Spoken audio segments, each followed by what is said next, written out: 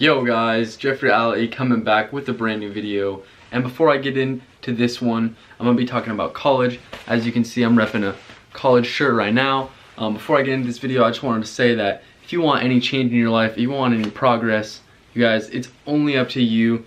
You have to be the change and you have to be the determining factor for what you want to get. So with that, let's get into it. Mud. It's Jeffrey, I just landed. Man, it's not romantic. Alright you guys, so I don't want to take too much of your time with this video. I just wanted to provide some valuable information, some thoughts, some things I thought of while being institutionalized for the better portion of my life. I mean, I've been in school since I was like age 4 and now I'm almost 20, so that's like 75% in my life, and I have gotten a lot of good things out of it, you know.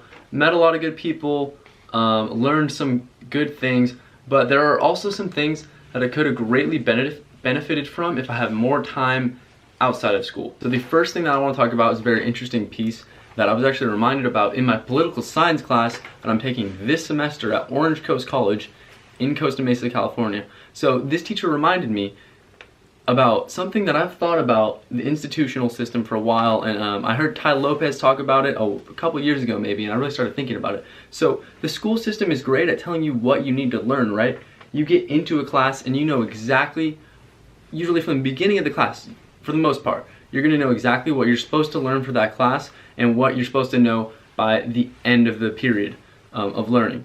But what they never tell you, you guys, what they always forget to tell you is how to learn. Even from the most basic days in elementary school, when they're telling you your times tables, they never told you an effective way to memorize. At least for me, I can never recall a personal experience in which they told me, do this and you will be able to remember more. Do this and you'll be able to learn it better. I had almost never heard of that until actually this week in class when the teacher was talking about how to take good notes, how to study better, and how to retain more information. So guys, that is one of the major flaws in the education system, and not just with college, but from the ground up, from elementary all the way through college, is that they don't teach you how to learn. Okay, they teach you what you need to know, supposedly by their books, but they don't teach you how to know it. So this is a huge flaw, guys. I think a lot of people just figure out on their own, how to memorize their times tables or how to take notes and everything, but there should really be a class on that. They should really be teaching you how to learn, not just what to know, but how to get to know it. And this is a huge issue, guys, and one of the most critical critiques that I could have is that they never taught you how to properly learn and retain information. And what's really funny about that whole thing is I actually was reminded about that through a class, through the beginning of the class when the teacher was explaining how to learn, which I thought was really interesting because I was like, wow, I've only heard this like a couple times. So I think she's actually going to be a great teacher, but we don't run into that very often nowadays in the modern education system.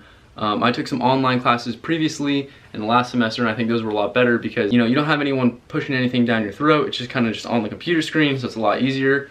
One of my problems personally that I have is that I can't always get behind and respect a teacher for who they are, because maybe they are very well versed in their subject, but at the same time, I'd maybe, or a lot of the times, I don't respect where they are in life. A lot of times I don't see teachers who are actually fulfilled with their lives, and I kind of look down upon them for that, because I'm trying to have a fulfilling life, and I know you guys are too, so that's why I'm bringing you out with this channel and this little discussion.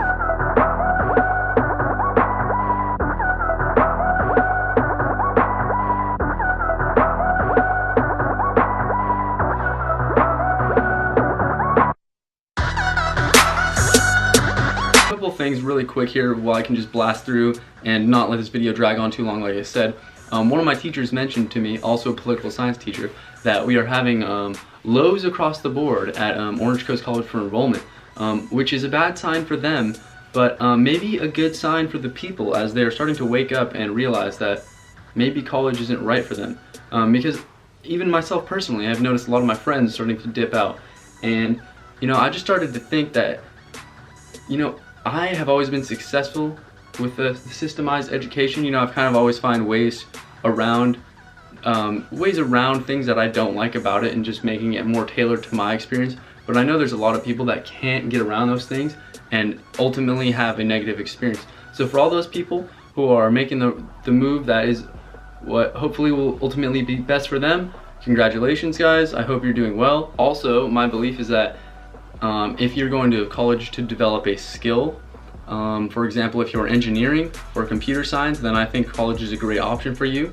Just wanted to say, if you're in college thinking that I'm in college and it's going to guarantee me a job, or this is going to make me successful, if I'm looking at the stats and I'm saying, oh, college, you look at that Google stat or what those annual stats that come out and says, oh, college is gonna make me more successful, I'm gonna have a higher income.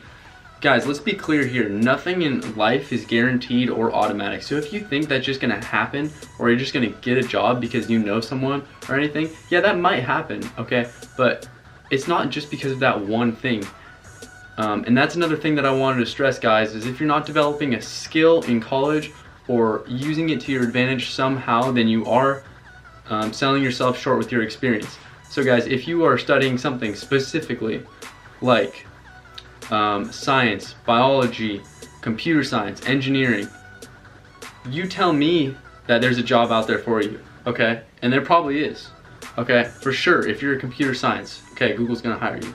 If you're an engineer, definitely we need those in the US. We're importing them from India left and right, okay? But if you're doing underwater basket weaving, and I know that's a cliche one, but there are a lot of majors that have very little job or little value to the marketplace. Like there's little correlation and relation. If you're one of those majors, guys, and you gotta ask yourself, what are you doing to separate yourself to bring value to the marketplace in some other way? Because what you have learned in college is most likely not gonna help you, okay? If you're taking underwater basket weaving or another one of those not so super helpful majors. So guys, that pretty much wraps up this video. If you guys did like it, make sure to like it and give a like and subscribe. Leave a comment down below on what you think I did hit well or what I missed in this video and what you'd like to see in the next one. And you guys, I've had 5 videos this January of 2019. February, my goal is 10. So probably gonna even start out tomorrow on the 1st with one.